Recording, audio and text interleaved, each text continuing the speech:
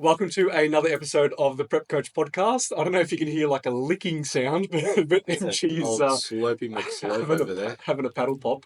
Wet Man, your whistle, son.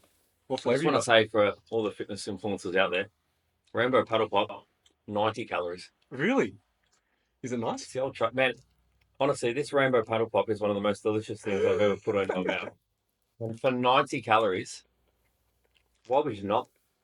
Seriously, why would you not? I haven't had a paddle pop There since you I go. was a kid. Dieting hack, not over consuming calorie hack. Let's call it that. You don't need to be dieting to have it. 90 calorie paddle pop. Wet your whistle, son. I'll take you from 6 to midnight. Really quickly, too. All right, we've already started. Let's just kick. All right, boys. We had a massive weekend. Gold Coast show. Yeah. First time at that venue. First show of the season. Scotty, what did you think? I know you did a lot of organising of the venue. You had seen it once before, right? Yeah, so I was up on the Gold Coast last year when I got back from the UK, and I went out with Stu and we had a look at a few different venues, and we love that one there. It's a beautiful venue. The layout of it's in Robina, really nice. Glow were amazing to work with. Yeah. They had a white stage, which we were a little bit concerned of originally because there was another show that was there with another Fed last year. They had some issues with the reflection, but we were very much all over it. We put together a plan. I'd like to say it was easy, but it was a lot of work, a lot of physical work. But we laid down a pretty gnarly floor, which was amazing. The footage that we were able to get we've obviously got Charles on our team, and he signed off on it. The feedback we got, it was amazing, and just the whole weekend, it was incredible. I don't think we could have asked for a better show opener. It's the first time being on the Gold Coast, and I'm really glad. I was pushing for that. I was like, I want to move that show to the Gold Coast, and everyone travelled up or is it down? No, up. Down. Down. Sorry, down. Yep, down, yeah. It's up for us From but it's Brizzy down and for them. Sunshine Coast, yeah. Yeah, they travelled down for that show, and the feedback we got was amazing. Everyone loved it. I think because of the production that we put on, and because of just how great that venue is, and it was a packed house. It was honestly, it was better than I probably could have imagined. Same. I thought so too.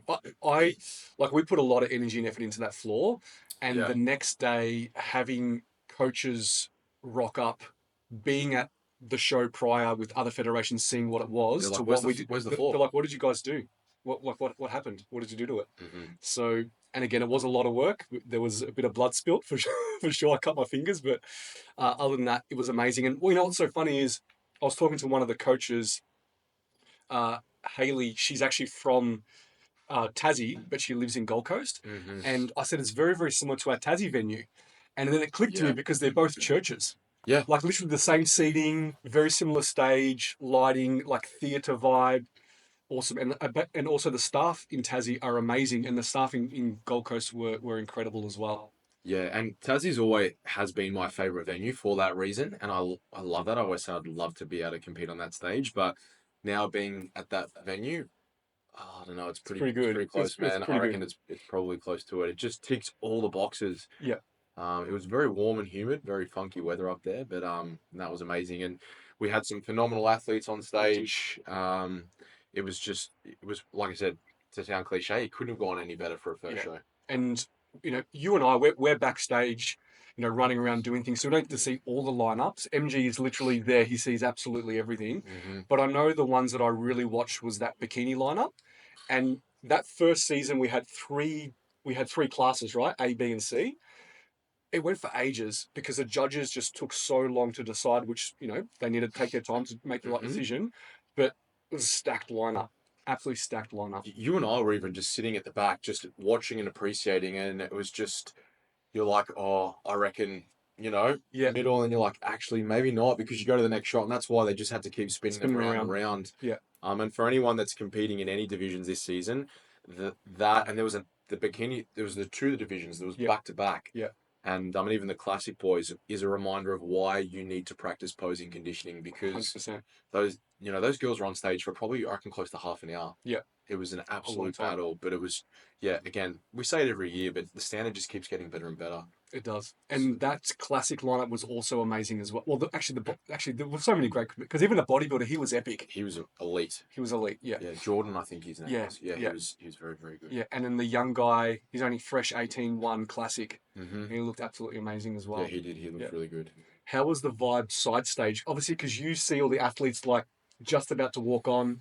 How was everyone? Because we had a lot of first timers technically, because we were the first show of the season. So how was it side stage? Man, I normally at a show, on a few occasions, I'll have to kind of prompt the crowd a little bit. Just so, people are watching or they might not know who's on stage. And you got to kind of push them to make a bit of noise. I didn't have to do that once on the weekend. That was so loud. That was so loud. Queensland really turned it on from a crowd perspective, but side stage was phenomenal, man. The energy was awesome, and I think anytime you got a lot of first timers, you are going to get that. You could feel the excitement, you could feel the nerves as well. But I think the size of the show and the way the classes were split. I also agree with you guys. That venue for me, that takes the top of the cake. I reckon it had everything. It had absolutely everything. Can't wait to get back there again. A couple of special mentions from the weekend. The great man, Mickey. Yeah. Mickey Two Guns. Mickey, yeah, boy. Mickey Two Guns. He's a legend, man. Legend. Do you want to talk a little bit about, like, we first saw Mickey at the workshop. And he's such a vibe, but maybe you want to talk a little bit about, the experience that he had on stage and just the energy that he had, and maybe you want to talk a little bit more about him. Yeah, so big shout out to Mickey and obviously Jono at Off Tap as well for getting him there, getting him to stage. Mickey's condition is he's got autism. If you are having a shitty day and you need a little bit of a pump up in life, go spend 60 seconds with Mickey Clark. Yeah. No word of a lie, and you guys kind of prompted me on this. You're like, you're gonna love him. You're gonna love him. Yeah. It's like, I love him more than that. Like, nothing that comes out of his mouth is anything but positive, motivational, and inspiring. If anyone's got a moment, jump on. We should put it on our page, and we will do that. But jump on Off Tap Fitness's page and go look at his Queensland show wrap up. And I'm side stage with Mickey, about to introduce him. I'm like, Mickey, you ready, mate? Like, you've been working hard. Let's go. Remember, you got to walk to the back X, one pose. I'll call your name. Walk up to the front X. As you've been practicing, let's go. He just walked out and he was just too pumped. He just ran straight to the front X and just started. If you watch the video, he just started pumping the crowd up.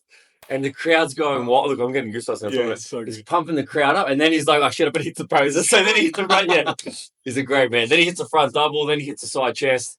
And then when he walked off, in the division, I think he placed third in whatever that division was, and walks backstage. He was just so pumped, and I congratulated him, and he's just saying, it was the best thing ever. And then the guys that were going on next were the Classic Physique boys. You look at these guys, you walk past that Classic Physique lineup, that was the first season lineup because it was the last class. That was some big boys, great condition. You'd walk past those boys and be like, oh, they're probably the most self-confident guys in the world. And when Mickey finished talking to them and walked off, hand on heart, they looked at each other and they're like, I really wish I had that sort of self-confidence. Yeah. Yeah, Mickey's awesome. Yeah. Yeah. He's such a vibe. So I told you about the text message that I sent him, but it's worth telling people because this is the level of confidence that, I admire him for, that he exudes, which is phenomenal. I messaged him and just said, you did so awesome, and watching you on stage was just a pleasure. Thanks for bringing that energy and that vibe. And he wrote back word for word and he said, damn right, I literally lit up that stage. Oh, man. And I just smiled. I was like, mate, you lit that stage up. You did. Yeah. So big shout out to him. I hope we have the pleasure of having him back on our stage over and over again. And one of the things that came to me from that experience, and I was talking to Chris at the posing workshop on Sunday, Chris Barton here. Mm-hmm. He said it just shows you that most people forget that they're in prep to enjoy the journey, and the prep itself takes over, and by the end of it, so many competitors are almost lost the passion for the process because they've forgotten that you still can enjoy the journey. Remember why you got into the sport. Remember why you chose to be a bodybuilder. It wasn't because you loved going through all of that and getting to the end and feeling that reward. You love the journey, and Mickey was a reminder for me on the weekend, and I'm going to push this with all of my athletes and anyone I talk to in the industry is like the message from me moving forward is going to be let's really start going back to enjoying every part of the process. Yeah, process over outcome. Man, that's the one right there. Mm-hmm. What a guy. So obviously no show this weekend because it's Easter for us, and then next weekend is the Melbourne show. Yeah, again, another new venue for us that we haven't been to. Yeah. But I'm excited for that one. Obviously home Yeah, me state, too. so It's gonna be good. it's gonna be a decent show. There's gonna be some amazing competitors there. So Well, man, athlete registration and check-ins at my gym, which is going to be yeah, awesome that's right. fun. Yeah, it is too. So Yeah. check-ins will be in my office. We'll have tables set. It'll be awesome. It'll be perfect. It'll be awesome. awesome. I've got as you guys know, I've got a NBA stage taped out on the floor. Oh, you do too. Yeah, I do, that's yeah. right. So You can do some post run-throughs. Yeah, it'll be awesome. But we're looking at some really, really good numbers for that show, which is exciting, as we expect for any Vic show with the three of us being from Vic. We appreciate everyone's support. What I would say to anyone who is listening who maybe isn't competing, it's absolutely worth coming down and watching that show. It's going to be it's going to be a big one, new venue as well, and we've got some pretty awesome stuff planned too. So if you are a fan of the sport, whether you're competing or not competing, I highly recommend coming down and watching that show. Yeah, it's gonna be good. And if you can't watch it, live stream, because it was epic. The live stream was crazy. Fit Focus did crystal clear. amazing. Yeah, multiple camera angles. It was almost like you were there. I watched about an hour of it back. Yeah. And some of the things that they were able to capture, that multiple angle thing was phenomenal. Yeah. Unseen before, certainly for a natural bodybuilding show, maybe for a bodybuilding show anywhere really. But typically it's just one camera at the back just pointing at the stage. These guys had 3 cameras, and one of the cameras was roaming, almost like you were sitting behind the I nearly stepped on him 5 times. Like he was roaming. He was everywhere. He got some backstage side stage moments. The microphone, my voice was crystal clear. Stu's voice was crystal clear. Yeah. They did do amazing. It's really good on that. And for $20, it's definitely worth it. Yeah, for the live stream for sure. All right. Do you want to move into some questions? Sure. Start going through it? Okay, cool. I'm going to start with some bikini related questions because we've got a couple of different ones from all different people. So I kind of chunked them together. So we'll go through it. I understand that NBA bikini back pose is hands down, hair down, but in your eye walk, can you do hands up pose? I guess you can, because we don't really restrict. From a rule perspective, you can do whatever you like. Yeah. As long as it's tasteful and within bodybuilding rules, right? I think my thought process there, if I put my coach's hat on for a second, is like, do I want to give the judges a look of something that they're not going to be judging on? And 2, the only reason I would personally want to put my hands up and show the judges is like if I thought my back was really impressive and maybe really lean, and is that what I want to show them in that division? Yeah. I would say if you really want to do it because you want to get a stage photo or whatever it is, or your reel or whatever that is, and you really want to capture that moment, fine. But from a judging perspective, they're not going to judge you in that pose. So if you want to give them extra time to see you in the pose you're going to be judged in, I'd hit the regular back pose. Yeah.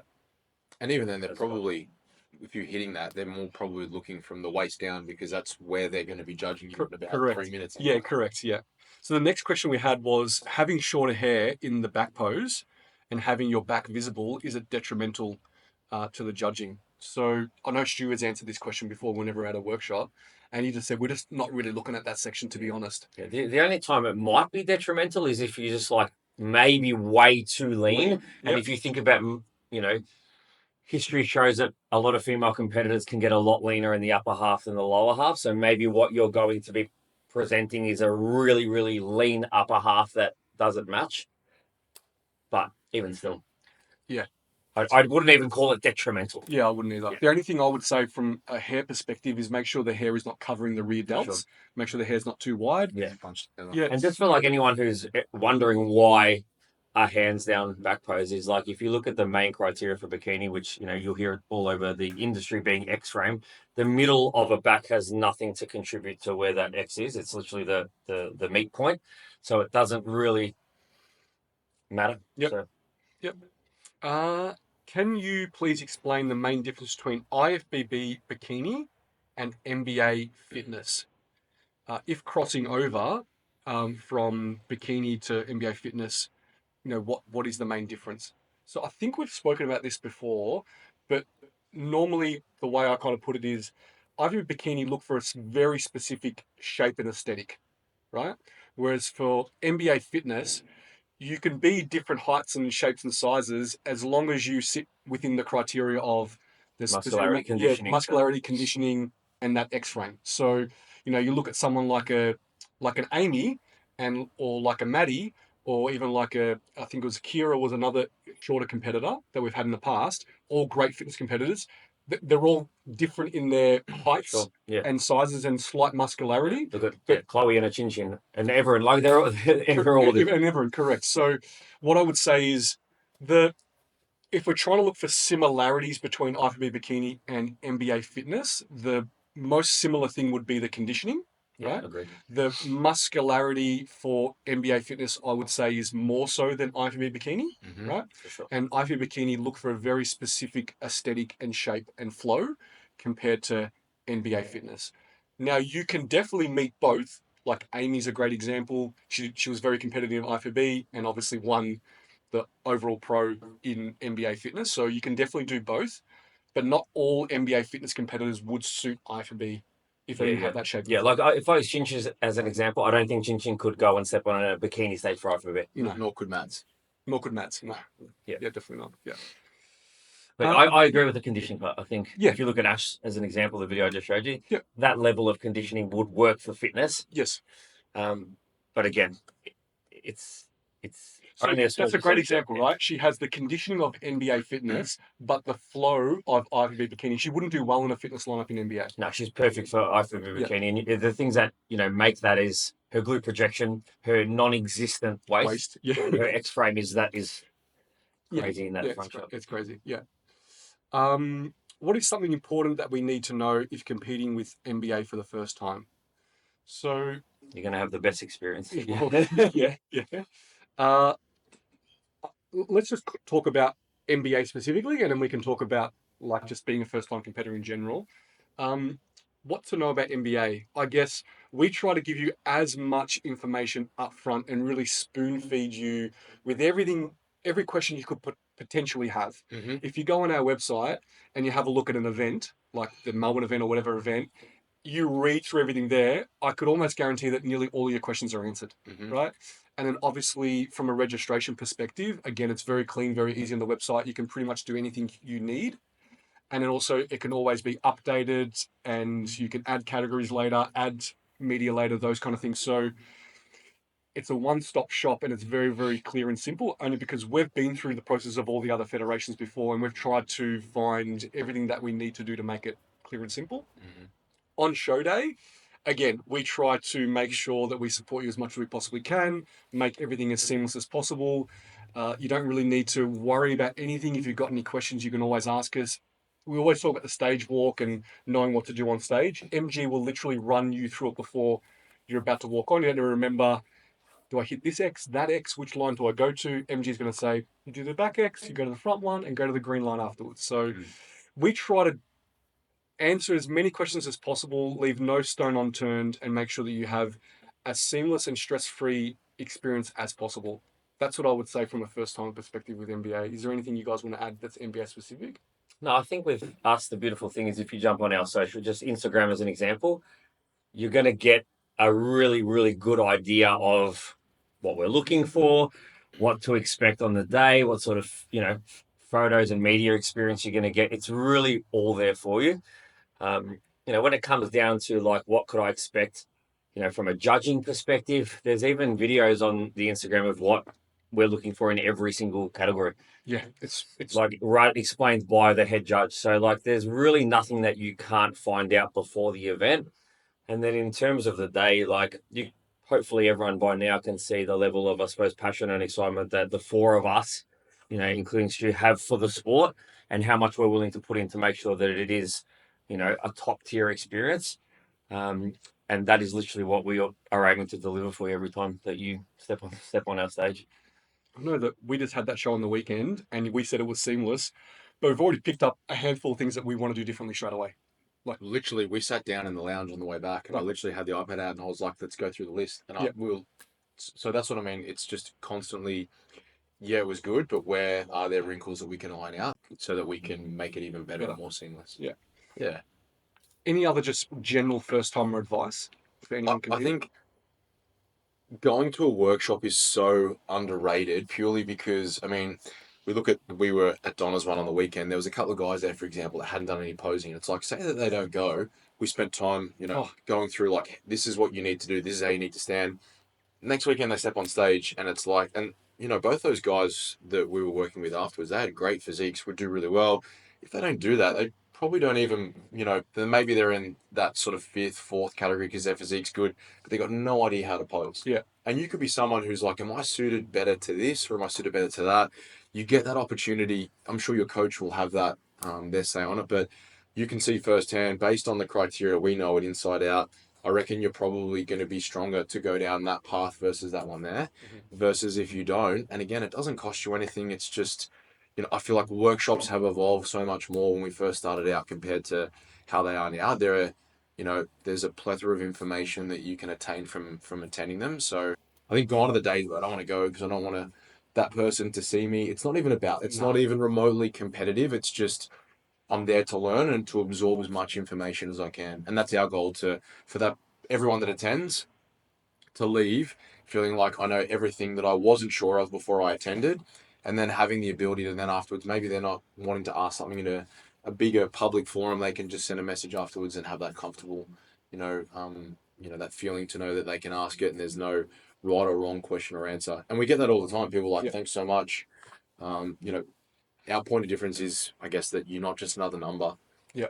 We want everyone to have an amazing experience because that's what we're trying to do. Is we're trying to create a production and an experience rather than, just number 445. Like that's X amount of dollars. It's not even remotely about that. Yeah. You brought up a good point about the workshop on the weekend with those boys. Yeah. They would have went from last place to first place. How we changed like their the posing at the end was just like night and day. Yeah. And they both had great physiques, and that's why I kind of said to you, I was like, we need to pull these boys aside and let's go through posing because they both had great physiques. They just did not know how to pose. And yeah, it was something similar to the Gold Coast week. Remember the guy afterwards hung around to do the video for him to go through from the stage walk, the eye walk. It's just the little attention to detail things. And not to call it the guys, but it is the guys that are probably the worst. Of course. They are the worst, to be honest. The girls are always well prepared, and we say it all the time. And it's always the case. Yeah. Yeah, so. I'm going to read this one out. If a federation has been a dick and put their show the day after another Fed's show, you can reword this if you want to, but I'm very disappointed in an unnamed federation and I support you guys. Is there a peaking strategy for a female first-time bikini that doesn't want to mess up their conditioning for both shows? So thank you for the support. Appreciate that. So they're talking about when a show is... You're doing two shows. Two shows, in a weekend. Yeah, So I think the category is going to make a big difference to that strategy, being that it's bikini, and probably Scott is best to speak on it. But ultimately, my thought process would always be pick one out of the two for me that I would opt to want to present my absolute best. Not to say that one's going to be shit and one's going to be great. I'm just talking about maybe one being great and one being really good. Yeah. You know what's funny is, and Scotty, you're probably best placed to talk about this a little bit more, but I'm just trying to think, and I'm not saying that's the federation that's done it, but because if they're doing bikini, the bikini look for NBA is a little bit different to the bikini look for ICN. Now, I'm not saying ICN's a federation that's done this, right? I'm just saying, just as an example, potentially, depending on which one falls where, you could probably peak very well for both of them if you really, really wanted to. Yep. So, for instance, if you did NBA first, you'd come in nice and sharp, and then for ITN the next day, if you were kind of spilled and a little bit blurry, it wouldn't really matter that much.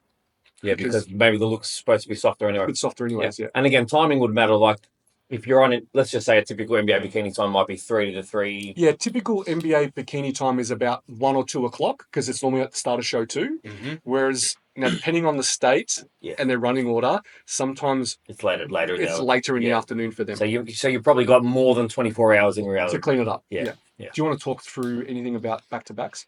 Yeah, I think if it's bikini or the divisions that perhaps don't require the same amount of peaking in the sense that, you're going to maybe push in more carbohydrate, push in more sodium to try and really capture a specific look at a certain time, because in reality, the conditioning's probably not really there to warrant, like, it's I'm sure it's great, but it's not at that same, you're not fitness, you're not a figure, Or not a bodybuilder sports. or whatever. No, of course, Yeah, it's yeah. different. Yeah, So it's probably not that much of an issue. If it was me, I would be inclined to, maybe pick the one that you want to be more, that, like, this is my number one priority. That's where I want to go. And sometimes you have that on the day where you have an athlete that's doing one division and another one, which is the one that we really want to send it for. And in which case you will send it for that one there, and then potentially you'll pull back on the other one. But most of the time we're talking about correcting fluid balance by virtue of increasing sodium. So, you're going to be on stage at 2, and bikini girls don't like, I don't give if I have a bikini girl, I'm not going to give her crazy amounts of sodium to try and peak blood pressure. I'm just going to pump her up a little bit harder. If she's got enough carbohydrate, we're talking about just an extra 5%, 10%. So for the sake of not playing around with sodium, it's going to save you, so much more stress. And then if you felt that you did come in a bit more fuller for that, can quite easily correct it that later that night. Maybe you go to the gym, even though you're competing the next day, and you're just going through a 45-minute to an hour circuit session to just help maybe move some of that additional carbohydrate, and then maybe you sleep low so there's no carbohydrate going in, see how you wake up. If you are a little bit flat, then you can refill that back up. If the look is still there and it's full, then you just got to hold it. And again, you just really small feeding times. I think it still blows my mind when I see stuff like a bikini girl saying I've had 600 grams of carbs, and I'm like, what are you doing? And then you'll see someone with like a cream of rice, this meal's, the MyFitnessPal, 160 grams of carbs, when there's no consideration to, substrate utilization and how long it's going to take to actually be able to partition that, or actually get those nutrients into the blood. So, some basic guidelines: females, anything more than probably 70 grams of carbs per hour, you're not going to be able to get across. And even then, you want to get the right blend of glucose and fructose. But I think if you're talking outside of bikini, that's where you have to be a little bit more considerate. Was this a bikini question? Yes, she's Okay, a bikini so then we athlete. don't have to worry about divisions. Yeah, But if you did, you would need to be mindful of fluid. So if you were, say you were going to send it on the Saturday, you had someone you're peaking to, let's say that it was a nationals, and you're peaking to get a pro card, and you want to send it on the Saturday, and you know that blood sodium levels are going to be highly elevated. Your job, as soon as that's done, is to try and get them back down. And your body will help force your hand anyway, because your renal system is very, very smart. It wants to bring, physiology on every level always wants to come back to homeostasis, wants to come back to baseline. So you will see an increase in sodium output in your urine. You'll also likely see an increase in fluid retention to try and correct the tonicity of your plasma, so that it's coming back to where it wants to be. But you can also fast track that by drinking more water, not taking in sodium. If you've got the ability to get a little bit of a light session in where you could potentially lose a bit of fluid via respiration and via some light sweating, you're going to have to get your tan redone anyway. So they're things that you could look at doing. And there's lots of different ways that you can play around with it. But I think as long as you're then just, and maybe even then you're just conservative. Maybe you don't, if your usual sodium intake for a day is like, I don't know, say it's a guy and it's 2,500 megs, that's what they have.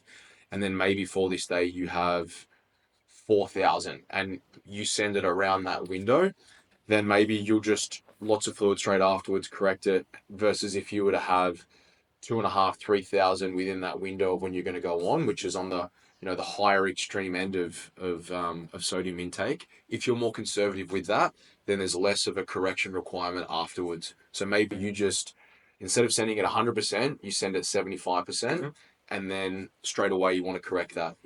Fluid, coconut water, a little bit of sweating if you can. And then most likely a workout as well to just help move some of that fluid around. So we want them to, after they come off stage from their first show on the first day, we want them to be drinking water, having potassium, and potentially going to the gym as well, and maybe eating like no or low sodium for the rest of the day, and probably low carbohydrate to kind of flush it all out.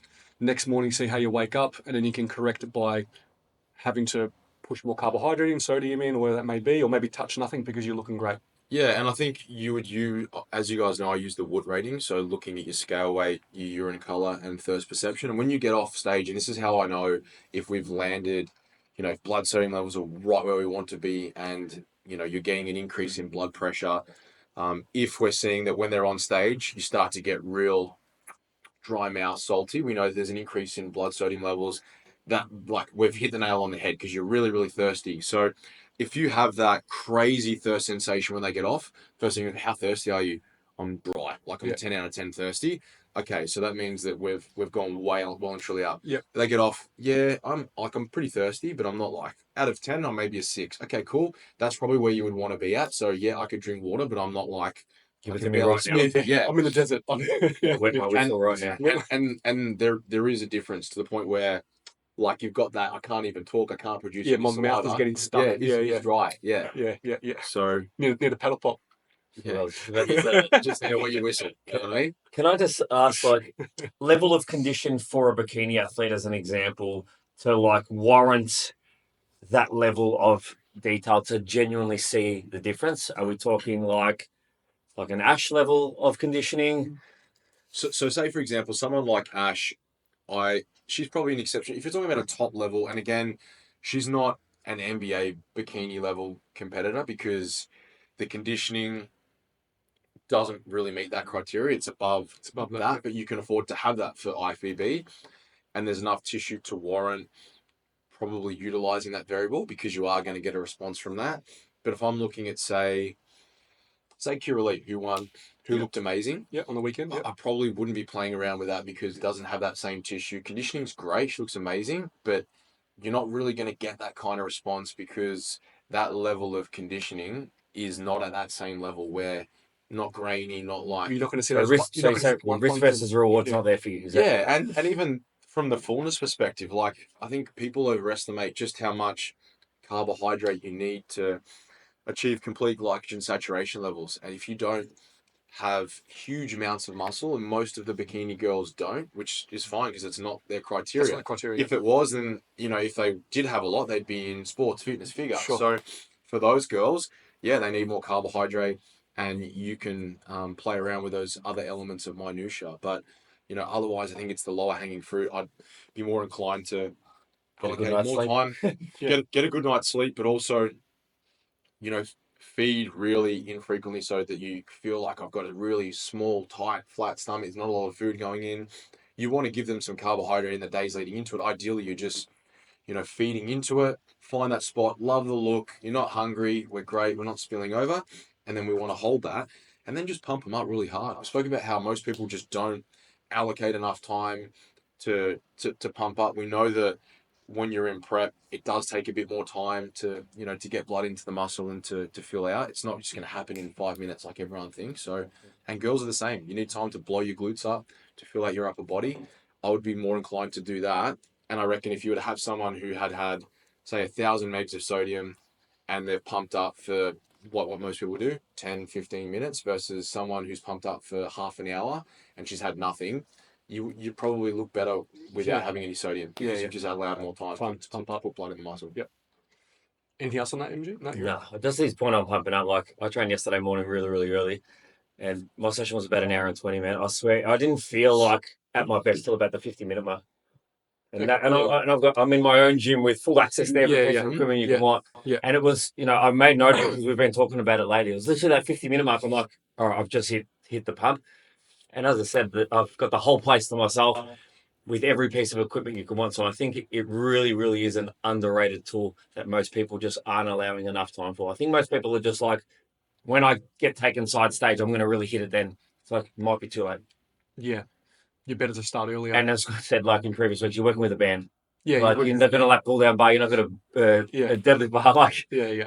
It literally should just be a gradual rise. So from about 45 minutes out, you're not hardcore going like that, but you're just starting to move some stuff around, getting some blood moving, and then literally as you're getting closer, I literally give the analogy with the schematic to my athletes that you're following the curve up, and then when you're about 5 minutes out, and also arousal levels are heightening. The type of music when you start off, maybe you're listening to something that's really cruisy, you're staying relaxed, and then as it's getting closer and closer, you're finding a song that's going to get you from 6 to midnight real quick. Yeah, exactly. You're feeling like you're ready to launch. Yeah. All right, let's keep going. Wanting to do season A, but also want to do Bali. Would you say a season A and a season C is doable in the same year? So if you do an A and then Bali is the end Last of show, season. It's a very, very last show. So let's say the last show in May is end of May. So end of May to end of October. 24th is the Nationals. Yeah. There's a fair bit of time. Now, I don't know what category this person's in. I've got no idea. But it's definitely doable. You could probably make some improvements potentially to muscularity during that time. Exactly 5 months. Yeah. The Bali show's on the 25th of August. 25th of October. So let's look at a couple of scenarios with it. Mm-hmm. So let's say I'll spit out the scenarios. So it's like, let's just say it's a female competitor who's either sports or fitness. So and their conditioning was on point for season 8. So that's part, because that at least gives you something to work with. And then we'll look at a bikini competitor who wasn't quite conditioned enough for season 8, and then we'll use those. Or needed to build muscle because she didn't have big enough. Let's see if it's workable based on that. So we'll go to the first one, which is a female sports or fitness competitor who was on point from a conditioning standpoint in season 8 and had thereabouts enough muscle. Well, yeah, if she's got thereabouts enough muscle and hit the conditioning standpoint, then I'd say you could reverse out of that. So what would you do with that 5 months? Yeah, so you would reverse out of it. I'd even say maybe even a 4 to 6 week reverse. You could probably go not all the way out, but you could give her enough time to recover because if she's fairly lean for... So it's 23 or 24 weeks difference, basically. Yeah. You've got 5 months. Yeah, I'm just thinking it's in weeks. If we talk about it in weeks, it's gonna make a lot more sense. 22 weeks. Yeah, if you've got 22 weeks, and you come up and now you're 16 weeks out. Yeah, so let's say they come out of the show at 50 kilos. Yep. To give some idea of where you push them up to. So we might push them up to say, even if you give them 10% above stage weight, so 55, 55, and then you've got 16 weeks to get back down to 49. The conditioning that you wanted. I think it's doable. Yeah. Could you push it even longer than that? Do you think you could reverse her for 8 weeks? You'd never go above maintenance, but like, could you? You could, because you know how sometimes... How long do you think we've seen some people that if they're on point with their reverse, right, they can punch in a lot of calories and their weight hardly changes and they just look better and better and better. So you might just get this massive improvement in their physique and their metabolic capacity. And then you've got 16 weeks is plenty of runway to come back down if you're only adding 10% of stage weight to come back down again. Yeah, so you're saying 5 kilos, call it 6 kilos, across 16 weeks. So you're talking 300 grams a week. So that's doable. Yep. So for me, I would want to know where are they at physiologically, where are their bloods at, are they in the toilet? Because if they're fucked and they're in the toilet, then straight away, it's not an option. So let's assume that everything's good and they're feeling good. I would want to bring them up, getting them back to 53. If they're 50, I'd want them in the 53 range by like probably day 10 to 14. I want to bring them up quicker because it's like 2.5% in the first 2 weeks or 1.5 weeks. Yeah, probably like 5%. Because I know that history tells us that both on the research we do have, and most of it's on figure competitors, but even anecdotally, I would know that a lot of those prep-related perturbations are going to start to decline as body weight starts to come up. So get some instant fat mass back on, attenuate some of those things, and then just gradually cruise up from there. And so let's say that you're giving yourself a threshold that if they're at 50, you don't want to go above, ideally, you don't want to go above 55 kilos. You want to stay within reach, striking distance of 10%. And then I would be inclined to probably you'd want to see or allow for at least 0.75 to maybe say 0.7% of body weight per week. So we're talking 300-ish grams. So if it was me and I've got 5 kilos and that's what I'm playing with to bring them back down for Bali, I would want to allow probably 12 weeks, I reckon, to be able to bring them in. Again, knowing the athlete, how much cardio are they doing, all those sorts of things. Because if you've got someone that's a hyper responder and you know that, say it's him, it was a guy, right? And I'm like, I know I've got to pull off, I've got 12 weeks. I would have no qualms of being like, I wouldn't be stressed if he was like 6 or 7 above, because I know that I could probably get rid of half of that in about 10 days. Will be assertive, and then it'll give us 10 weeks to get the last, 3 kilos off. So there's an element of, as much as people probably fucking hate that word context, but context is so important because we, knowing how they respond and those variables. But can it be done? Yes, but first and foremost, you would want to know for me, athlete first. Where are the health markers at? Where are they at psychologically? Do the things within their life and outside of their bodybuilding endeavors, does that allow them? Are they conducive with them continuing to move forward? And if they are, I think unless you're in that top echelon of wanting to go that next distance, for me, I wouldn't see much point because I'm like, why don't you just, for one show, let's improve, let's get better, and then go and do season C next year and do the whole season. Because when you think about it, if they've done a proper prep leading into A, there's 20 plus weeks, and then they're going to do, it's nearly over 40 weeks of And diving. as someone that's done a 44-week prep in COVID, it's a lot. When you're in that state for so long and you're living in that condition for so long, like being stage lean for 5 months, even longer, having done that before, it's fucking brutal. Even though in the time you think that you're okay and you are, but you don't really realize how fucked you were until You're out of it. 3, 6, a year. It's like, oh, I feel good after 6 months. And then it's like a year later, you're like, man, I was really, really bad. I was in a bad way, but you don't realize because you're just so far out. So, but it can be done. But I think unless you were really close and on the verge of contending for that, I think you would be better off. And equally, I would be more inclined to tell them if they're wanting to do that, do the nationals and do Bali. Like, don't just go through all of that to do that one extra show. Yeah. Definitely try to do both for sure. And they're so close to each other. 10 days apart. Yeah. So for sure. Anything else you want to add on that? TMG? No. So I suppose the breakdown of that is you'd go something between, again, without any real information, based on what we said, 5 to 8 weeks reversing out, 12 to 15 weeks dieting back down. Yeah. With a 10% marker above stage weight. Yeah. Pretty good goal. Yeah, pretty much. How do we know our subs are safe to use for natural shows if we get tested? Brands like EHP Labs, Nexus, Ghost, etc. How do we make sure? So if you're using, and this is something that you learn a lot about when you're in professional sport, even if you look at the ingredients, it's fine. Even if there's nothing in there, and it's certified, it needs to be batch tested as well. So for example, you would look at, as we have HASTA certified, so it means that and Bulk Nutrients is one of the brands that I'll always encourage athletes to go with because it's safe and they do batch tests. So what that means is that they take their supplements, they're tested regularly to make sure that there's nothing that's in there that shouldn't be in there, as well as ensuring that what it states is in there, this to the same quantity is actually there. Otherwise, Informed Sport, so that's what we would use over in the UK and over in Europe. Yep. So you've got Informed Sport has to certified. If it doesn't have those and they're not batch tested, so for example, if I'm going to give one of the Saracens players, one of the England players, some protein powder, before I'm making up their shake, I'm looking to make sure, yep, it is, and this is when it was batch tested, and it will say that it was that. That's if you want to be really, really. Because last thing you want them to get popped. You'll have people from the UK coming in to test people all the time to make sure that that what you're giving them is safe. So they have to piss after the game. Could be random, could be on a Tuesday night of training or whatever. So you need to know that they've had that. Even to the point where we don't let our players go to the service station. They don't have a fucking protein bar. Yeah. And if they're not sure, I'll literally have WhatsApp saying, "Is it cool for me to have that?" No, you can't have it. Yeah.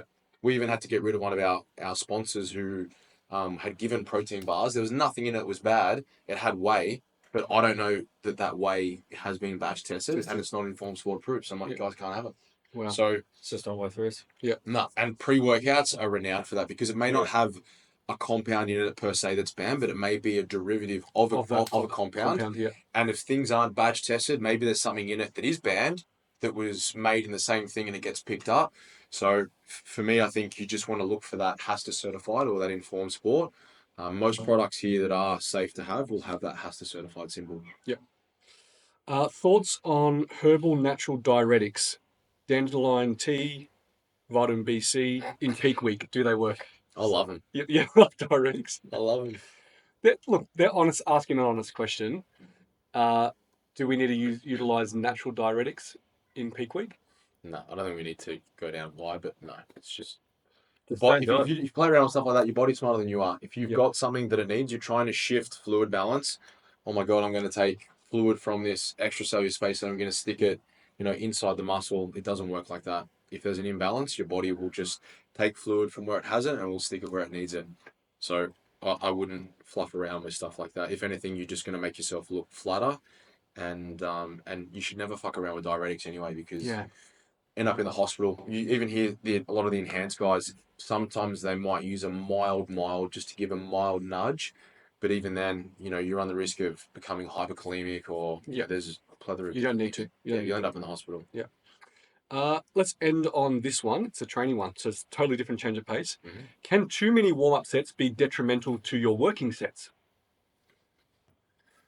I mean, if they're genuinely warm-up sets, I think most people's assessment of what is a warm-up set and what isn't a warm-up set might be what's off. If it is actually a warm-up set and you're working up to a really big weight, I like to feed up quite slowly. Mm-hmm. Just depends. Like, is it starting to fatigue you? Then yes, it's detrimental to your working sets. Like, that's really got to be the assessment tool. Is like, is it fatiguing you or is it priming you for that next big set? If it's doing that, it's fine. But if your warm-up sets has the same amount of reps as your working set and it's the set before it only 5 kilos lighter, is it really a warm-up set? It's probably not. So I think level of intensity is important, and how fatiguing it is important for what a judgment of what a traditional warm-up set is. But equally, you shouldn't just go and, let's say you're hip thrusting 160. Personally, I wouldn't just put 3 plates aside and jump straight in. No, especially if it's your first exercise of the day and it's a lift that you can lift a fair bit of weight on. Yeah. I'd be doing multiple warm-ups. Yeah, I mean, as a guide, like if I looked at most of my compounds, I'm at least 3 decent warm-up sets first. Okay, yeah. Well, I know it sounds funny to ask this question, but what do you want to get out of a warm-up set? Like when you're in there mentally, what are you trying to achieve in your warm-up set? Like what are you looking for? Well, firstly, you're wanting to familiarize yourself with that movement pattern, connecting, establishing that muscle-mind connection, getting some blood into the muscle, feeling good, leveraging through that. But you're also priming yourself. Like, say, if I'm going to go and do a 240 kilo hack squat, there's levels that you need to climb up. But if you're doing, like, if I'm going to touch 240, I'm not going to do 3 warm-up sets between 200 and 240 because you're just accumulating systemic fatigue. So you also need to factor systemic versus peripheral fatigue, and also giving yourself enough rest between that. So you're talking about, is it going to have a negative effect on the actual working set performance?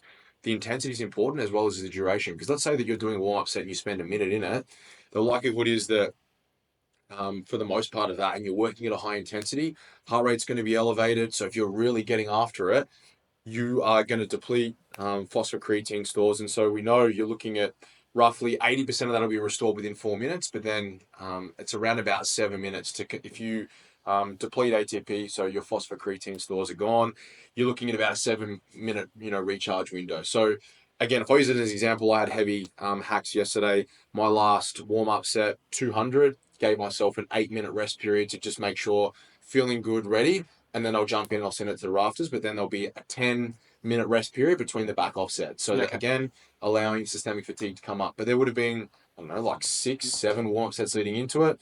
1 plate each side, 2 plates, 3 plates. And then as soon as you're getting to like 160, it's like you'll run a single, 160, then you go to 190 for another single. Then you'll go 210 maybe, and then one more warm-up, and then take your rest, and then send it. Yeah. But you're also priming connective tissue as well. 100%. Yeah, totally. For me, when I'm in doing a warm set, I want to go through the full range of motion. Mm-hmm. I want to make sure there's no cracks or creaks or niggles or anything at all. Does that exist? It exists because I'm getting old, so I want to make sure that everything is perfectly fine. Is there a no cracks and creaks set anymore? Especially if I'm squatting or something, you hear cracks all in the first set. I want to make sure that the body feels safe in all range of motion and in all parts of the movement, and then start to feel like a little bit of blood flow coming in. And I feel that if I was now to put the weight on, I would be able to handle it pretty easily. Yeah. And I think that's the other thing. You might hit a warm-up set, and it happens to me sometimes with an RDL or a deadlift. I'm like, it just didn't feel as good as I wanted to. So then if it's like, I'm going to go from 160 to now 200, if 160 didn't feel good, don't go to 200. It's going to feel fucking garbage. So I'm like, no, I'm going to run it back again. Yeah. And then if it's like, it felt better, but it still wasn't amazing, maybe that's an indicator that, you know what, maybe whatever you're aiming to shoot for today, maybe, and that's where auto-regulation comes in. It's not in my best interest to touch, 210 or whatever it is today. Maybe I'm just going to pull back a little bit and I want to connect with the weight a little bit better. Just because you did something last week and you've got that number penciled in, you've been sat too long, things happen, maybe you had a shit night's sleep. And again, there's an element of knowing when you maybe just need to harden up. And there's also an element of it's just one of those days, and everyone has them, where it's just not my day today. So I'm just going to pull back a little bit. I don't want to get injured, and I'm just going to make sure that if I'm maybe 5% or 10% lighter, it's still going to be an unbelievable set. But that's what your warm-up sets and your feeder sets are for. They're giving you information. Yep, definitely. Yeah. Awesome. Right, that's it, boys. Thanks everyone for listening and watching, and we'll be back in the next one. Thanks. Happy Easter.